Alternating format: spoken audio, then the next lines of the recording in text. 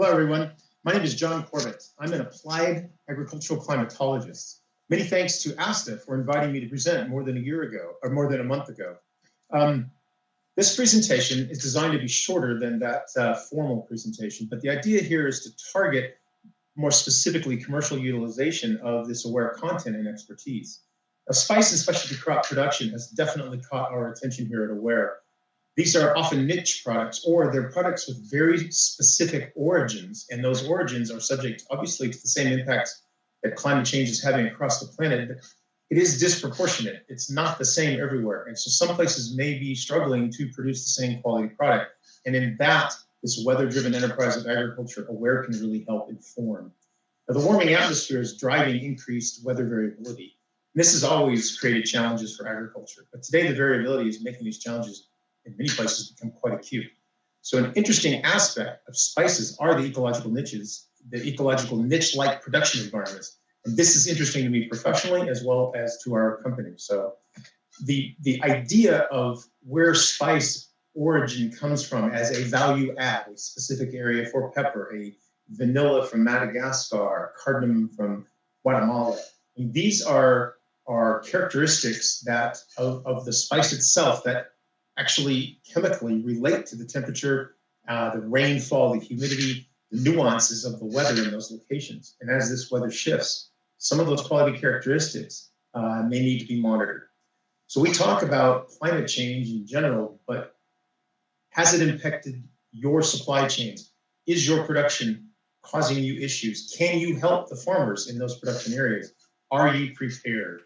But part of this presentation then says, well, how can we provide quantitative metrics toward these? So here's a couple just really quick examples. Now, both of these charts can be produced on the aWhere apps platform, and it's free of charge to create a couple of charts anyways per month. My point is that the rain have shifted, like this example in Vietnam, where a lot of pepper is produced. The rains have really decreased in this Kerala area of India, where this specialty black pepper is produced. Now, as we start looking about these weather changes, we need to ask, well, in your supply chains, is it going to impact the quantity of what is produced? And is it going to impact the quality of what is produced? And these two characteristics are important because they, in a sense, are the reputation of the supplier. I mean, you have to be able to have enough, and it has to be of the right quality. And we want to be able to help you with this. So what aWhere has sort of created is this global data set of a very localized observed data. And it's the observed data that tells you what has actually happened relative to the production characteristics that you're seeking. And we're going to use terms like P over PET. PET is the potential evapotranspiration. Simply put, it's the evaporative demand of the environment. It's the difference between having a sort of semi-arid where the temperatures might be 90 F or 35 C, and the humidity in the semi-arid is maybe 30%, 20%, and in a humid area, 90%, and the evaporative demand is hugely different at the same temperature. And that demand is what will cause vegetation to either proliferate or to struggle. So weather variability is very much impacted by that daily regime as opposed to the totals over the year. So the distribution of the rainfall is more important than the total amount of rainfall for most products. So what aWhere has built, think of it as a data cube. In every single location on the planet, we have a complete daily record of observed data back to 2006. This gives us the opportunity to do some rather amazing analytics. So aWhere is a company that started in 1999. We were doing consulting services for a long time, and then we began formally building a platform in 2006, 2007.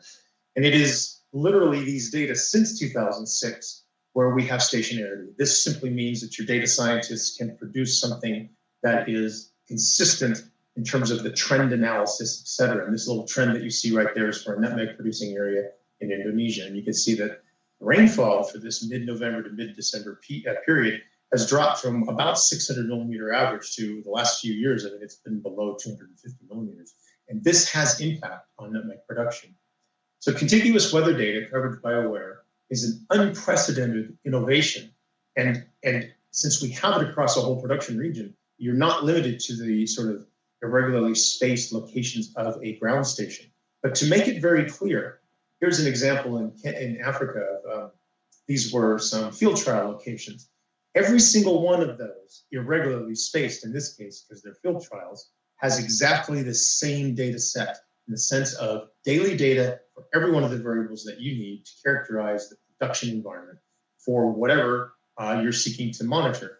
The difference is we actually have it everywhere in a grid, if you will, 9-kilometer spacing. So we can help you with production estimates. We can actually help you if you know the characteristics of the quality, the weather-driven quality characteristics. We can track how they are similar to what they've been in the past or potentially significantly different temperatures, different humidities. We can help you with pest and disease modeling. We can even do things to help you with irrigation scheduling, because that's actually one of the original uses of potential evapotranspiration. And we offer 15 days of hourly forecast updated every 4 hours. Now, some of you have a huge sustainability, very, very interested in your production. So we have been working with small scale producers, SSPs, from the beginning of aWhere, because that's, I mean, the field trial locations, the whole purpose of that was to understand exactly what it took to make a good product and then be able to scale that out across a production area, meaning that all the farmers needed to have the same information as the research scientists, if you will, just, if you will, translated better, and that's what we do. So here at aWhere, we can take the location of a very specific production environment that you have, for example, but we can take that location and we can do a modeling that says, hey, it's time to put something in the ground, or it's time for a specific action. And this is not an expensive thing to do because it's very scalable.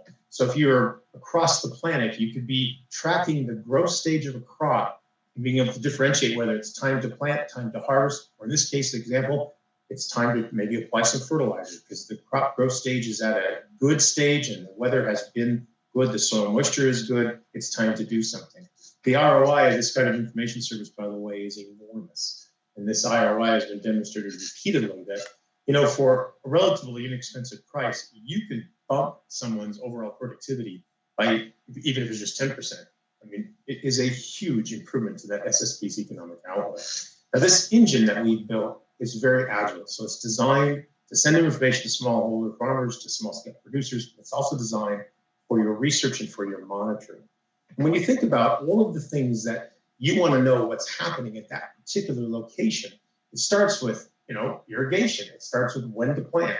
It's what pests should I be looking for, or what spraying should I be doing, when to fertilize, when to harvest, when to avoid harvesting sometimes. And if you can do that for any particular location, obviously you can do it for all the locations, because that's just what sort of computer infrastructure, cloud architecture allows you to do. So we're very strong in helping supply chain managers look at whole production areas, and at the same time, with a symmetrical utilization of the same data, we can provide information to the small-scale producer to help them adapt to whatever the weather is impacting the production. So if we were just to jump then into these examples, say pepper is the largest, you know, spice traded. And what we're talking about here is this idea that pepper plants have very specific requirements. They want a lot of rainfall. They really don't want long dry periods. You need to take care of that. You need certain temperature regimes. All of these things can be monitored. Now, here in India, along the coast there, it is getting much drier, but it is sufficiently wet for pepper production. So here you're looking at a comparison, if you will, of the 2020 growing season compared to the long-term average, the 2006 to 2020 average. And you're seeing that it's a lot wetter in parts of India and a lot drier along the coast. Now, it's important to realize that even though it's wetter than normal or drier than normal, you need to also look to see, well, what's the distribution? So here we see the weekly rainfall, and that drier than normal was huge for this location in Karaway, India. It was huge. And then look at the very odd out-of-season rain events that took place in earlier this year in 2021. Even in April, the rains have started much heavier than what was expected, okay? So when we think about that dry in the middle of the wet season, or the wet in the sort of middle of the dry season, how is this impacting pepper plants? These are things that can be examined much more closely when you know what you're looking to examine.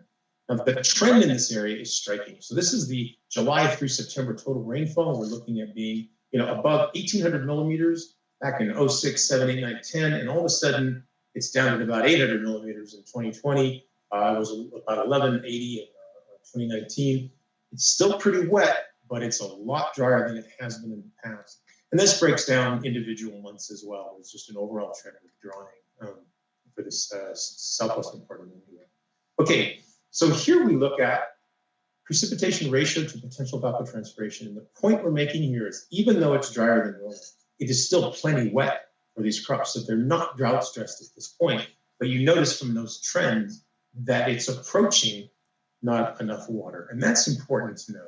This is the kind of data set that aWhere has. As you look at this map and you see all these small grids, every one of those little squares is a complete by the daily weather station back to 2006. So we can dive in anywhere on the planet. One of the things about what we're doing is when we think about water stress impact, we also think about the length of the dry period. We think about actually too much water coming in some areas.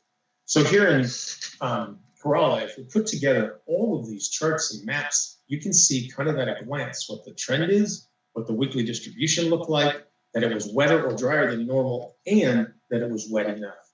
So we can take that same look and feel, go to a different part of the earth, and here we zoomed in on a specialty pepper location in the southern part of Cambodia. Unfortunately for this location, it is also drying significantly. You see that in the trend, and you see that in the weekly rainfall. And yes, in the lower left, you're seeing that it's still wet enough, but these trends have got to be somewhat worrisome for the qualities of that black pepper.